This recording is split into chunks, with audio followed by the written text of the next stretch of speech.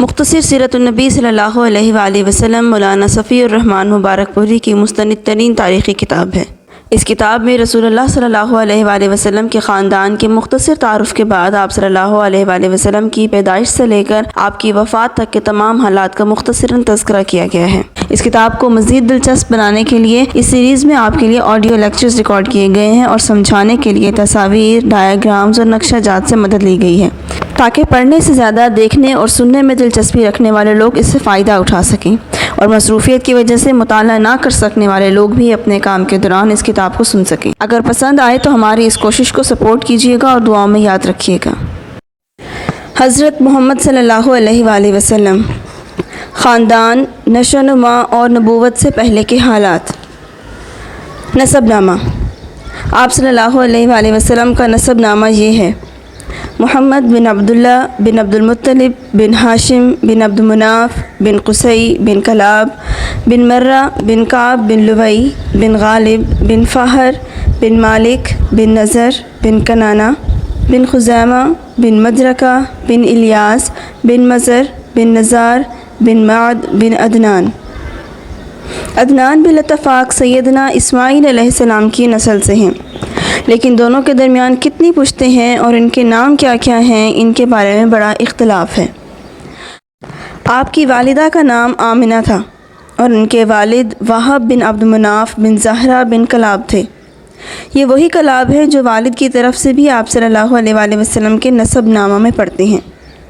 کہا جاتا ہے کہ ان کا اصل نام عروہ یا حکیم تھا، لیکن وہ کتوں کے ذریعے بکثرت شکار کھیلا کرتے تھے، اس لیے کلاب کے نام سے مشہور ہو گئے۔ عربی میں کلاب کتوں کو کہا جاتا ہے۔ قبیلہ۔ آپ صلی اللہ علیہ وآلہ وسلم قبیلہ قریش سے تعلق رکھتے تھے، جو پورے عرب میں سب سے زیادہ معزز قبیلہ تھا۔ قریش دراصل فہر بن مالک بن نضر بن کنانہ کا لقب تھا، بعد میں اس کی اولاد اسی نسبت سے مشہور ہو گئی۔ یوں تو اس قبیلے کو ہر دور میں سیادت حاصل رہی، لیکن قصی کو ایک منفرد مقام حاصل تھا۔ اس کا نام زید تھا اور وہ بچپن میں یتیم ہو کر والدہ کے ساتھ ملک شام کے قریب قبیلہ ازرع میں جا رہا اور وہیں پلا بڑھا، لیکن جوان ہو کر مکہ آ گیا۔ کچھ ہی دنوں کے بعد خانہ کعبہ کا متولی بن بیٹھا۔ یہ قبیلہ قریش کا پہلا شخص تھا جو خانہ کعبہ کا متولی ہوا۔ اسی کے ہاتھ میں خانہ کعبہ کی کنجی ہوتی تھی، وہ جس کے لیے اور جب چاہتا تھا کعبہ کا دروازہ کھولتا تھا۔ اس سے پہلے قریش مکہ سے باہر آباد تھے، اس نے انہیں اندر لا کر آباد کیا۔ اسی نے حاجیوں کے لیے میزبانی کا طریقہ بھی ایجاد کیا۔ وہ حج کے دنوں میں بڑے پیمانے پر کھانا تیار کراتا اور چمڑے کے بڑے بڑے حوضوں میں کھجور، شہد یا کشمش سے میٹھا شربت بنواتا اور حاجیوں کو پیش کرتا تھا۔ اس نے کعبہ کے شمال میں دارالندوہ کے نام سے ایک گھر بھی بنایا جو قریش کے اجتماعی سرگرمیوں کا مرکز تھا۔ یہی اس کی پارلیمنٹ تھی اور اسی میں وہ شادی وغیرہ کی رسمیں بھی انجام دیتے تھے۔ قریش کا جھنڈا اور کمان بھی قصی ہی کے ہاتھ میں تھی، چنانچہ لڑائی کا جھنڈا اس کے سوا کوئی نہیں باندھ سکتا تھا۔ وہ بڑا کریم اور عقل مند تھا۔ قریش اس کی بات بے چون و چراغ تسلیم کیا کرتے تھے۔ خاندان۔ آپ صلی اللہ علیہ وآلہ وسلم کا خاندان آپ کے پردادا ہاشم کی نسبت سے خاندان ہاشمی کہلاتا ہے۔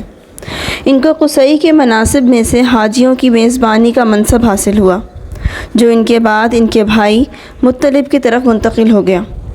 مطلب کے بعد پھر ہاشم کی اولاد کو یہ منصب حاصل ہوا اور اسلام کی آمد تک انہی کے ہاتھ میں رہا۔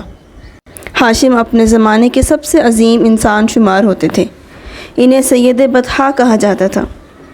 وہ روٹی کو توڑ کر گوشت اور شوربے میں بھگوتے اور لوگوں کے کھانے کے لیے چھوڑ دیتے تھے۔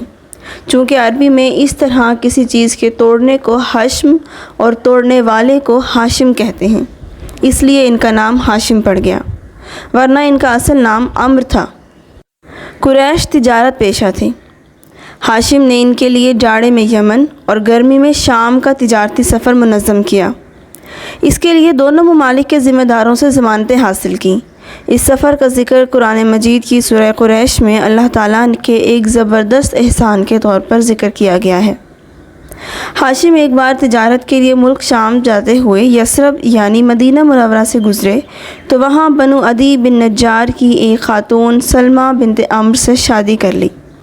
کچھ عرصہ ٹھہر کے ملک شام چلے گئے اور وہیں سرزمین فلسطین کے مشہور شہر غزہ میں انتقال کر گئے۔ ان کی روانگی کے وقت سلمہ حاملہ تھیں۔ بعد میں بچہ پیدا ہوا جس کے سر کے بالوں میں سفیدی تھی، اس لیے اس کا نام شیبہ رکھ دیا گیا۔ یہ بچہ مدینہ میں پرورش پاتا رہا، لیکن مکہ میں ہاشم کے بھائیوں اور خاندان کے دوسرے لوگوں کو اس کا علم نہیں تھا۔ 8 برس بعد مطلب کو جب اس کا پتہ لگا تو وہ مدینہ جا کر اس کو اپنے ساتھ لے آئے۔ جب مکہ میں داخل ہوئے تو لوگوں نے سمجھا کہ یہ ان کا غلام ہے، چنانچہ اسے عبد المطلب کہنے لگے اور بالآخر وہ اسی نام سے مشہور ہو گیا۔ عبد المطلب بہت خوبصورت اور عظیم تھے۔ ان کے دور میں ان کا ہم مرتبہ کوئی نہیں تھا۔ وہ قریش کے سردار اور مکہ کے قافلہ تجارت کے ذمہ دار تھے۔ جود و سخا اس قدر کرتے تھے کہ ان کا لقب فیاض پڑ گیا تھا۔ ان کے دسترخوان کا پس خوردہ مسکینوں، جانوروں اور چڑیوں کے کھانے کے لیے ڈال دیا جاتا تھا۔ اس بنا پر ان کا یہ عرف بن گیا تھا کہ زمین پر انسانوں اور پہاڑوں کی چوٹیوں پر وحشی جانوروں اور چڑیوں کو کھلانے والا۔ انہیں زمزم کا کنواں کھودنے کا بھی شرف حاصل ہوا۔ اس کنویں کو بنو جرہم نے مکہ سے جلا وطن ہوتے ہوئے پاٹ دیا تھا۔ اس وقت سے اس کی جگہ نامعلوم چلی آ رہی تھی۔ عبد المطلب کو خواب میں اس کی جگہ بتلائی گئی اور کھودنے کا حکم بھی دیا گیا۔ انہوں نے کھودا تو پرانا کنواں برآمد ہو گیا۔ انہی کے زمانے میں خانہ کعبہ پر ہاتھی والوں کے حملے کا واقعہ بھی پیش آیا۔ یہ سب حبشی تھے۔ ان کے سردار کا نام ابرہہ تھا جو یمن پر قابض اور حکمران تھا۔